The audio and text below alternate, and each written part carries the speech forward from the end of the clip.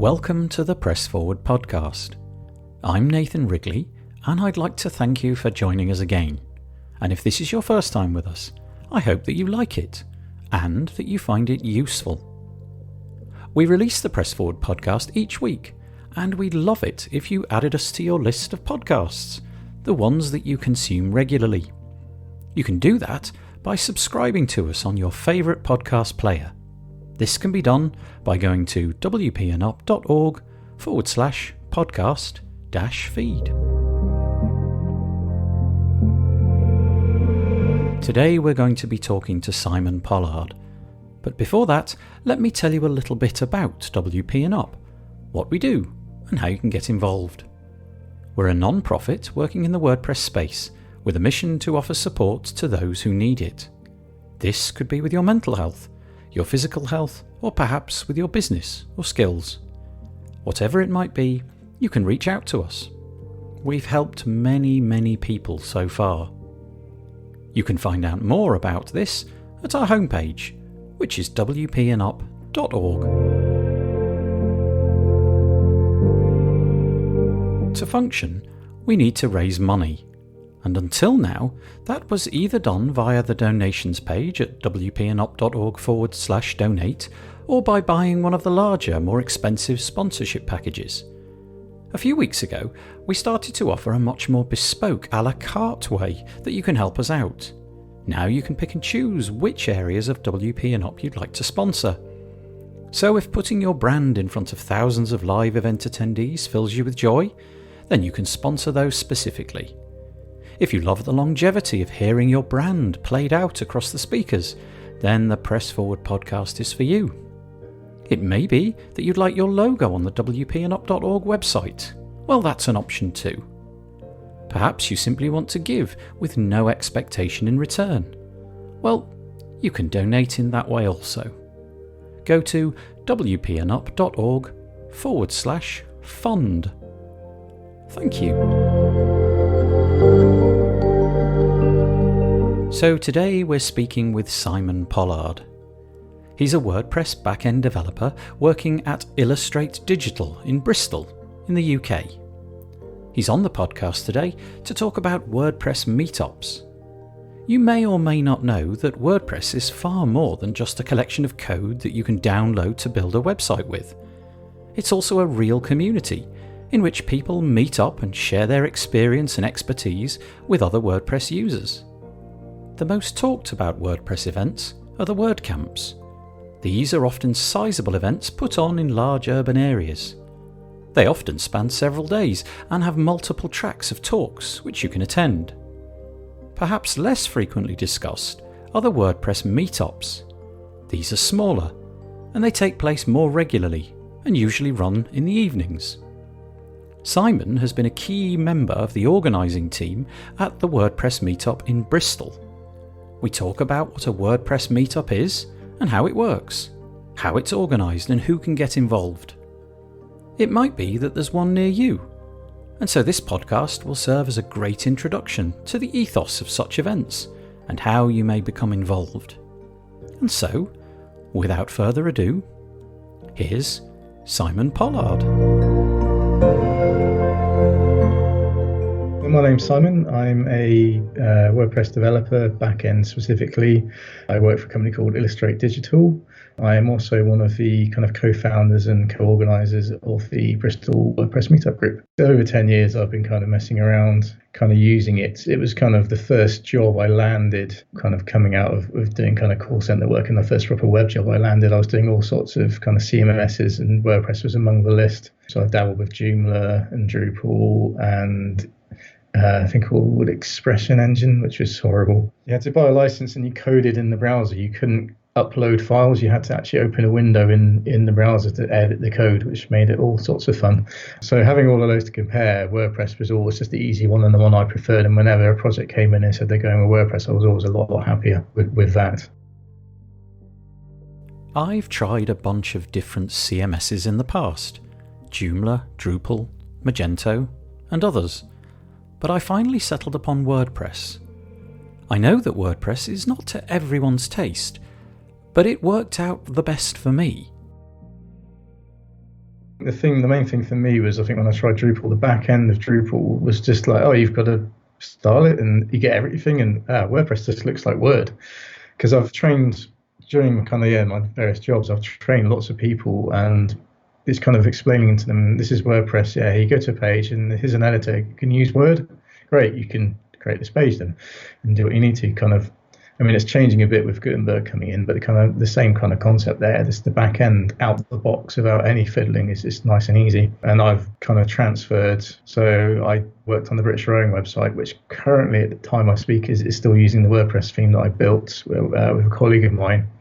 We migrated them from Drupal, and it was a massive site, and the database was ridiculous in the size of it. And I converted it down to a WordPress site. It was, about 50, 60 meg, the database in size. It was crazy, the comparison.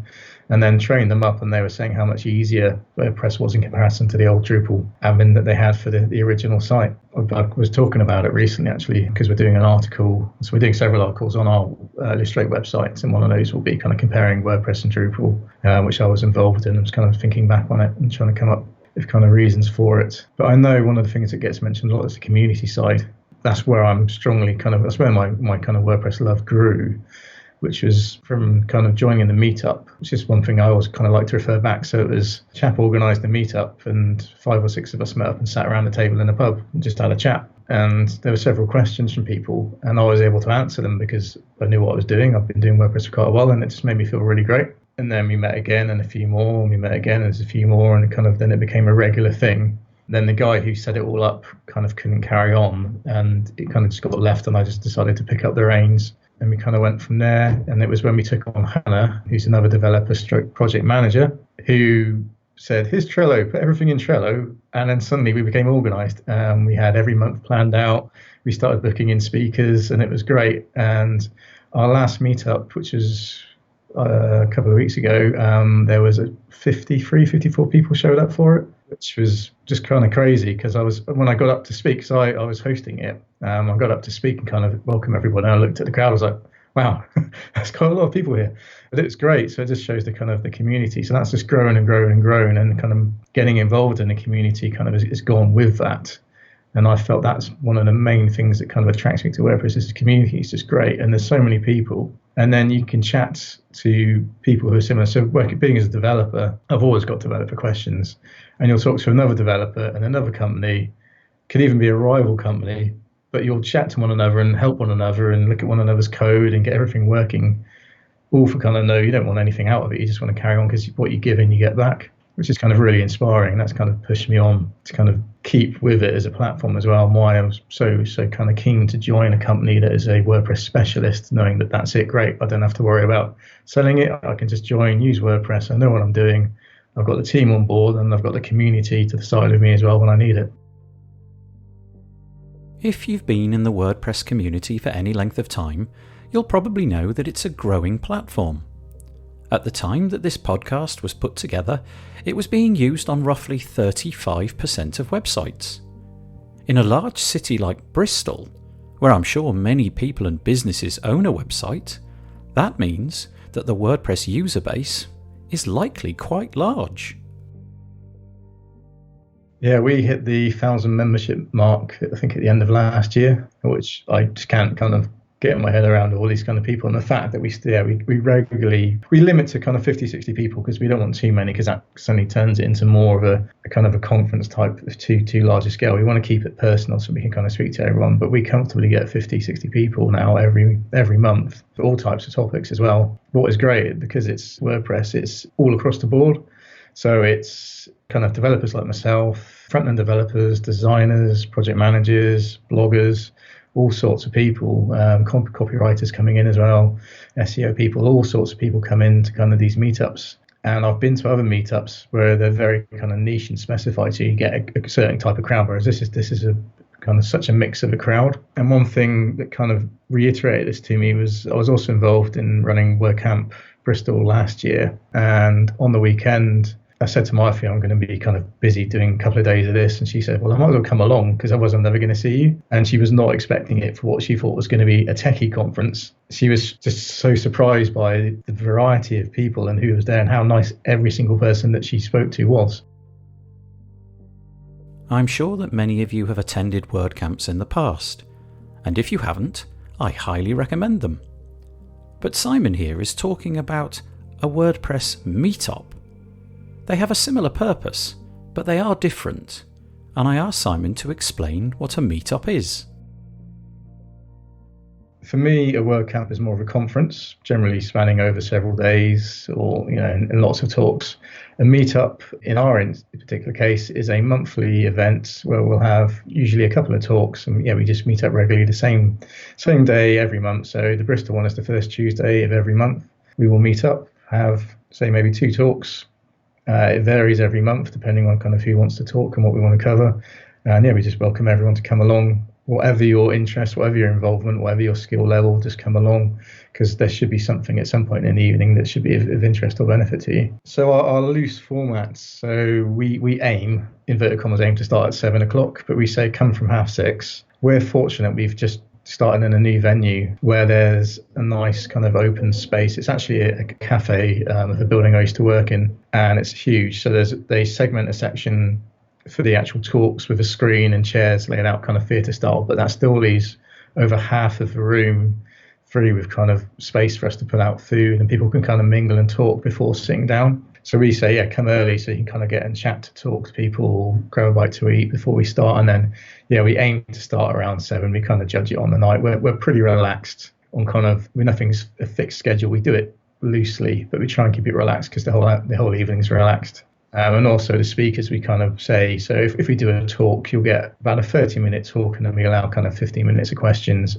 But that's kind of very loose. So if someone goes over or under it, we can kind of fill or cut as needs be, but nothing's ever kind of pressured. Quite in the same way when I organised a WordCamp, because obviously we had slots and a schedule, we had to stick to it. So kind of talks had people doing timers and everything. On a meetup, it's a lot more relaxed. And as such, it's a great place to kind of come if you feel like having a go at doing a talk.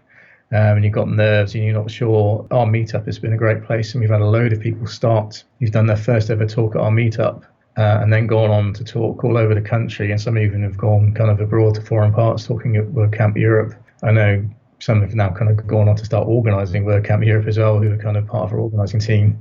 But it's just amazing, and kind of seeing people who kind of do their first talk here, and then I see them come up at another meetup for something completely different, and it's the same person, and they've decided, they can talk. They go on and kind of do it elsewhere. And we often have that feedback that it's just a nice place. You won't get jeered, you won't get hassled from anyone. No one's going to kind of question you or kind of query anything. No one kind of has that kind of attitude to it. It's just a really nice place to talk about something. And most people are surprised when they do talk how much they knew about something and how much people are interested in that.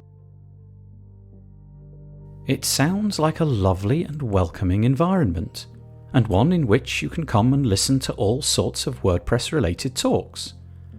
I asked Simon if there was a minimum barrier to entry for speaking. Do you need to have X amount of years under your WordPress belt before you could take the plunge? No, I would say unless you've never used it before. I mean, it helps you have a knowledge of what WordPress is and you've at least looked at it. But that's it, to be honest. There's no real kind of barrier. We will mark the talks whether they're going to be kind of more beginner or intermediate or advanced. So if you're coming to one and we've marked 2 talks as advanced, which is unlikely, then you might want to kind of just consider they're on topics you're interested in. But you can still get something out of the evening, even if they're not necessarily topics you're interested in. And I find this, being a developer, I kind of enjoy the talks which aren't developer talks. I think I enjoy our last one. We had one talk on design, which is great because I don't do design. I'm terrible at designing. So it's just nice to kind of see a designer to talk about design and how design should be transferred over to web rather than web design. So kind of the 2 things. And then another really great talk, and it was someone giving their first talk, talked about accessibility. And that's something that everyone kind of knows bits and pieces, but he did a really great talk and covered a lot of kind of things in it, and that was really interesting for me because I know the basics of it, but he kind of went further into it and started explaining things and showing examples and demoing things like screen readers, which we all kind of know about, but I'm not sure if any of us have actually tried them out, but he demoed it. So he did a video of him viewing a web page via a screen reader, and it's just kind of, you don't fully appreciate kind of everything being read out, and if you click something new, it starts again, and it just jumping, and it was just a chaotic experience from us on a visual side. And then he showed a tool which was for Braille, which was a device which kind of read line by line text and turned it into a physical Braille line, this kind of device, which to me was, it looked very kind of, didn't look modern. It just looked quite a kind of an old style device. But the fact that it kind of spun things around and put the Braille out physically in front of someone, and it just it was reading through a Word document in the video, just kind of turning each line into the similar equivalent in Braille, meaning that you could, in theory, do the same on a website, which is kind of crazy. So if you think about who can access your site, there's no one basically. It can be kind of blocked from it. Absolutely anyone who can visit it, no matter what. So all are welcome to attend a meetup, and there is no requirement in terms of your level of WordPress expertise. In the case of Bristol, there are 2 talks, and they try to mix and match talks so that they are not touching the same subject in the same evening. Yeah, unless we want to do a specific evening where we're going to go, right, tonight we're going to go proper in depth, so we're going to do 2 talks. We'll normally mix it up. We try and keep it 2 talks slightly different. If the 2 kind of complement one another, it's better. But I mean, we don't want to do 2 design talks or 2 code talks. If we can help it, we'll try and mix it up. And in between we have a break. So another thing that's happened, so recently we got sponsored. We've now got 2 sponsors and people knocking on the door to sponsor us still, providing money. WordPress actually, when you get made an official meetup, WordPress will pay your venue hire. Within reason, you can't go and hire somewhere completely palatial. You've got to kind of keep that in. So they kind of give you a sensible kind of budget per people. So you need to kind of prove how many people are coming along. So that's covered. So the people who sponsor us is money left over in a sense. So we can put that towards getting food. And also we put it together. So the people who organise, there's 7 in the organising team. And then the speakers, we all make sure everyone gets a drink as well. Kind of, so there's no kind of actual perks for organising monetary wise, but it at least gives you something kind of for the night. And then the one thing we've done differently, and it got mentioned last time, is with our food, we're not a pizza meetup, which is a lot of the kind of the coding ones are basically pizza and beer is the kind of the go-to things. We don't do that. We do things differently. And we've recently taken on going local. So we've been using Pyminster, who have just done these little patties they've got, which are just great. And then we get kind of locally sourced salads and bits and pieces as well. And that tends to go down really well, especially if we can use local companies and not Domino's. Especially when we talked about accessibility, we don't really want to be using Domino's as a food source. So it's good to keep local, and also turning out that one of our kind of members actually built the Pyminster website, which is in WordPress. So it's a win all around that our food comes from a company whose website is built in WordPress. The way that Simon describes it sounds like quite a cosy gathering, almost like a little family of WordPress people. Do many of the same people show up month after month and get to know one another? Yeah, there's a lot of regulars. We notice when they're not there, if they've kind of missed a month or 2. Yeah, there's a lot of people that we know well, so we see the same faces. And those are the people who, most of them will end up getting into the management team. We've kind of grabbed a few that become the regulars and have kind of brought them in. So our kind of organising teams kind of seen a few people come and go. People kind of give a good stint and then kind of move on and try other things. So we normally grab kind of some of our regulars. We'll go and chat to them and see if they fancy kind of getting involved. We've just added 2 new people to our team actually through similar kind of ways, chatting to them at the meetup and saying, if you fancy getting involved, that'd be great. So we get a lot of regulars. We do get lots of new people. We do a thing, actually, when we do the intro, we ask people to put their hands up. So one time we get a bit of interaction, not too much because people don't like it. But if you get people to put their hands up if they're new, and then we get them to look around because there's generally quite a few people. So we say, kind of have a look around. If you are new, you're not on your own. There's lots of new people. Don't feel like you're kind of on your own. Come and talk to everybody. That's a key thing for us, actually. And one thing I like to differentiate from some of the other kind of groups I've been to. Whereas when people do come, we've got a little desk, we welcome people, we give them a name badge, and we make sure if they're new, we tell them where things are, we tell them what to do. And if they are new, we'll find out what they do, and then we'll try and find them someone similar and say, if you're a designer, go and speak to so-and-so. They're also a designer, they should be able to, talk to them about stuff. So we kind of make sure that people don't come in and then they're just left, because I've had that at meetups that I've been to when I've kind of come in, walked in the door, and no one comes and greets you, no one says anything, you just kind of stand around and you've got to go and approach people. And for some people that's fine, some people naturally go up and chat, but myself included, if I kind of walk into that environment, unless someone comes and talks to me, I'm just going to sit in the corner and hide away. I need someone to come and approach me. So we do that a lot to me, kind of, because we've got a nice sized team. We kind of make sure that you're kind of not walking and kind of left. We like to kind of integrate everybody because the community is the key thing for us. If you're intrigued by the idea of running your own WordPress meetup, you might have noticed that Simon mentioned that they have sponsors. I'm guessing, though, that sponsors are only likely to come on board once you have established that you've got a legitimate meetup running regularly. So who funds the meetup before the sponsors come on board? I'm in Bristol. I'm lucky. I'm in quite a big city. So we started off started off in a pub for free.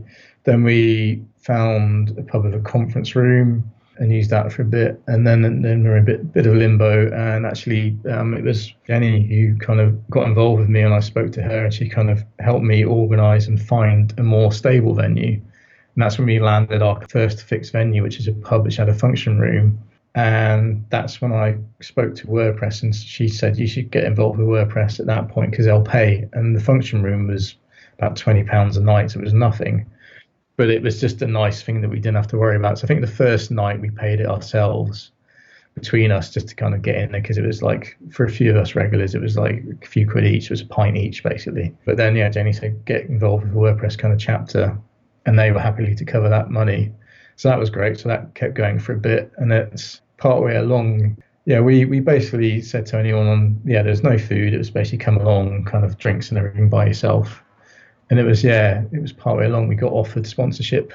I think 34SP were first up. They approached us and said, would you be interested in us sponsoring you? And that kind of gave us a bit of budget to suddenly think, well, actually, now we can kind of maybe get some food on the go. And we landed another sponsor fairly quickly after that as well. And we've kind of stuck with 2 sponsors ever since and been very lucky. And that's so kind of early days. I think the best thing is, if you're going to start one up, is to try and either find a pub or similar with a kind of a function room. I mean, pubs are a bit hit and miss depending on what type of kind of environment you want. I mean, ours was okay because it was upstairs and hidden away, and it wasn't kind of part of the pub in a sense. So it wasn't quite that kind of that. So it did actually have a bar, but which we eventually got staffed as well when we had enough money, which is quite good. So we had our own personal kind of mini bar, but it wasn't that kind of atmosphere. It wasn't a pubby atmosphere. It was all kind of very kind of relaxed and chilled. But that's something to bear in mind, is kind of think about where you want to be, whether a cafe might be more suited. Because even in Bristol, a cafe approached me and said, we've actually got some rooms if you wanted to use them. So there are kind of alternatives. You don't have to kind of go to default to the kind of the pub function room. There are kind of other places. And so where we are now is actually, it's a cafe for a building. And it's just in the kind of a nice open light atmosphere. There's no kind of pub culture or anything behind it as well. So there's no kind of, you can get a drink there if you want, but that's kind of not what's pushed. It's generally kind of everything else. Although all of this sounds like a great deal of fun, there must also be quite a lot of work going on in the background. You commit to putting an event like a meetup on, and then a few months down the line you look back and realise that somehow this thing is consuming much of your valuable time. It seems like quite a large commitment. Yeah, I'd say it's not a small commitment. You do have to put a fair amount into it, really, just to kind of keep it running. And because we've now grown to the size we are, we've kind of raised our game a bit on how we run it, to the extent where we now have a speaker application form, which we didn't used to have. We have a speaker pack, which we send out as well. And then, we've got our food kind of managing, the event, the location managing as well, and everything else, where all our social accounts need to be managed as well at the time. So we have most people kind of have a loose role for one thing. They kind of the main person in charge of. So we've got someone who looks after the food, someone who takes care of the location, etc., etc. But then each night we've decided to kind of almost assign a project manager. So for each kind of monthly meetup, there is one person who's kind of in charge. And thanks to the joys of Trello, there's a big checklist in Trello, and you just basically work through the checklist. So you're the person, so if you're managing that month, you're in charge of just making sure the speakers know that they're coming, make sure they know where they're going, you make sure the meetup event is created, you make sure you're promoting it on kind of Facebook and Twitter. and just keep an eye on things really. And then we do things. We kind of got things like messaging people. So we're fortunate enough, and I still can't believe we have a wait list for most months. We have an RSVP of 65 to allow a bit of leeway here and there, kind of drop off. And then last month our wait list went up to about 27 at one point. And normally we email the wait list and say, if it's like 5 or 6, we'll just come along anyway. We should be able to squeeze you in. This time we had to think about it, and we didn't actually email because we were wary of adding another 30 people on top, because we don't want to have that many in. So it's kind of we're evolving and changing as time goes on. But there's kind of lots of tasks to it. It's kind of crazy how it's kind of grown. One of the things where it's a benefit of being on the WordPress kind of connection, so WordPress themselves, they take over the meetups, so they pay the meetup costs as well, if they're kind of your kind of owner. So they technically own the meetup, but they don't do anything else. They don't do anything at all. They just own it and leave it, and then you are the organisers. But once you're on that, when your meetups are created, they'll get featured on the WordPress dashboard. So when you log into WordPress on your dashboard, in the bottom middle, there should be a little panel will mention kind of upcoming events, which will be meetups and WordCamps. And if your meetup is one of the WordPress ones, then it gets mentioned on there. I think that's driven a lot of people who weren't aware of anything, because otherwise we're relying on kind of social and meetup, and not everyone's kind of on those things. Not everyone's on Facebook, not everyone's on Twitter. So it kind of gave us an extra boost. And I think that's growing the audience, because that means you're then going straight to the WordPress user and saying, hey, you're in Bristol, there's a meetup in Bristol, and kind of links through. So that's been a real big driver for us. So if it's a client, if it's someone who's using the WordPress site, I'm happy for them to come along as well, because they're a WordPress user, and it might be that they're coming along going, well, actually, we've had this site built for us. We want to do this thing. Can we find someone to come and help us? So there's lots of work kind of gets kind of passed around as well. It's great for freelancers, because you often find companies coming in saying, we had our site done, someone's built it for us in WordPress. It's great, but now we want to do this particular function. Is that possible? Can someone help us? And we even do shout outs during the introduction. We kind of say if anyone's kind of looking for work, if anyone's got a query, if anything at all, we do those shout outs as well to kind of keep the community thing. So if anyone needs somebody, try and keep it in our little community itself and give the work to the people in the community. Most of them will come with a recommendation, because most people know one another. So one of my recent story, which is why I love the community so much. So I was at work, I organised a meeting, and in the meeting I got made redundant. So I thought, oh, great. And in the evening I wasn't feeling like much, but fellow kind of agency were having a party for their kind of birthday, and they had their own beer. And I was like, well, I can't miss up them making their own beer. I've got to go along to that. So I kind of went along to that, and I knew the people there, and I thought, well, there's going to be some friendly faces. And I chatted to a few people, and I saw one chap I knew. He said, oh, come and chat to me when you've got a second. So kind of went around a bit, and then eventually caught up with him, and he said, oh, I heard you've been made redundant. That's really sad. Why don't you come and work for us? On the evening of the day I got made redundant. So I chatted to him and landed myself a proper interview with him kind of the next week. Kind of went and saw them. That was all great. And ended up joining them and working with them. So kind of made redundant, and then found the job within the WordPress community within a few hours, pretty much. And now working for a proper WordPress company, doing proper WordPress things. And the community kind of helped me out big time there, when I could have been kind of in a massive lull of redundancy and not knowing what to do. Kind of barely had time to get my head around it, and then landing an interview. What a great story. Made redundant in the morning, attend a WordPress meetup the same evening, and land an interview, and ultimately a new job, working exclusively with the CMS that you love, WordPress. Yeah, so I've worked for quite a few agencies in my time, and worked for some kind of bigger companies as well, and worked on various projects. But it's all been kind of like, either it's the web department is a small department of a company, or web is one of the main things, but they do several different languages. So one of the agencies I worked for did kind of the technical sides in Cold Fusion, and then did WordPress front ends for the nice kind of front end bits for the kind of the more public face side of it, but wouldn't ever use WordPress to do the backend stuff, which it would have been more than capable of, because they just didn't rate it. So I was fighting a battle there. So that was one of them. And so when the opportunity came to join Illustrate Digital, I was chatting to Scott, who's kind of the owner there, and he said, we do WordPress and nothing else. We will only do WordPress projects. And I was like, well, that's one thing. I don't have to basically argue with my boss that we should be using WordPress for this project. That's what it is out of the box. And now it's a case of sitting down and chatting with the other developers and saying, well, how should we do this within WordPress rather than should we use WordPress? It's kind of, how can we make WordPress work and do what it needs to? So you've got the back-end developers who I've joined all kind of talking, and then the front-end developers, they're all WordPress people. And then we've got support staff who are WordPress people, and then there's kind of project manager, and everyone knows WordPress. So it's not like you've got to kind of explain it to anybody as well, kind of everyone all along the board. And it also means we all get involved a lot more because everyone kind of understands what everyone's doing, which is great. So you kind of can get involved right down kind of at all levels. So kind of everyone gets involved, and there's lots of kind of crossover. So we all kind of test one another's code and test one another's kind of functionality, which is great. So I can build something and someone who's not a back-end developer at all can go in and try it out and make sure it does what it's supposed to, which is great, which means we kind of work together. Yeah, they don't have to understand the code, but they might use it in a certain way which you had really thought about, because I've got a kind of back-end developer mindset of doing things, and they'll try this thing and say, well, if I did this happened. I'm like, oh, I've never thought about that. So, but it's just great, the kind of, the whole team and the whole company just being WordPress.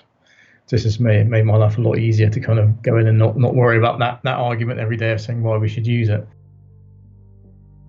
It is amazing that there are agencies who work exclusively with WordPress. It's grown to such an extent that there are dedicated WordPress agencies dotted all over the UK, and, no doubt, the rest of the world. I wonder if that growth will continue, and WordPress will become a household name. I saw a couple of references. There was one the other day where WordPress was mentioned on an American quiz show. I think it was Jeopardy. It was mentioning like a blogging tool, and the answer was WordPress, which I thought was great to kind of get to that level. And then I was listening to some music. So music's kind of one of the main things I'm into. And there's the rapper who actually lives up in Leeds, who just was kind of releasing. So his music's all kind of very English, to want the better word, very set down. And in one of his songs, he's kind of mentioning about how he's got all the socials and everything, and I've got several sites. Yeah, they're in WordPress. I'm like, oh, so he's like name dropping that in a song which I've never heard before. So when I tell people what I do and say I'm a coder and say, well, I use WordPress, a lot of them will know more. Oh, WordPress. They don't necessarily understand what I do as a back-end coder, but if I say WordPress, they'll understand that, and kind of that is a lot easier. Normally people kind of just think, oh, you do computers, but kind of when you say you do WordPress, they kind of get that. Well, I've used that, or I've used that in this job, or that's kind of what powered kind of like this website that I used in this job.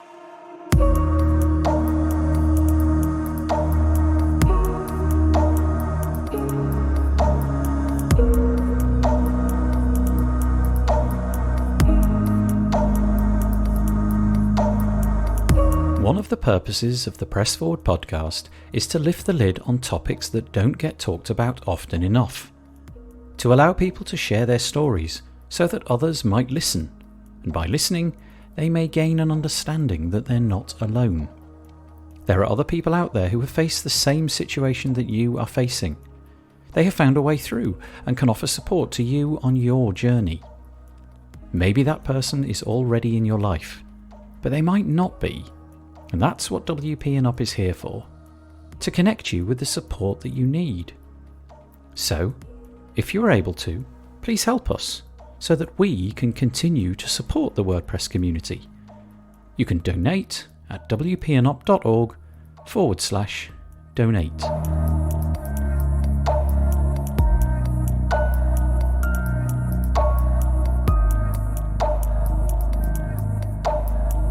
That's it for this week. Please let us know if you're enjoying the podcast, if you're finding it useful or helpful. You can reach out to us at wpandup.org/contact. There's a serious point to all of this though, and that is that WP and Up is here to provide help and support. That help is available for you or the people that you know, and can be easily accessed at the WP and Up website. Please spread the word about the podcast, tell your friends, and subscribe on your favourite podcast player. And remember that together we can #press forward.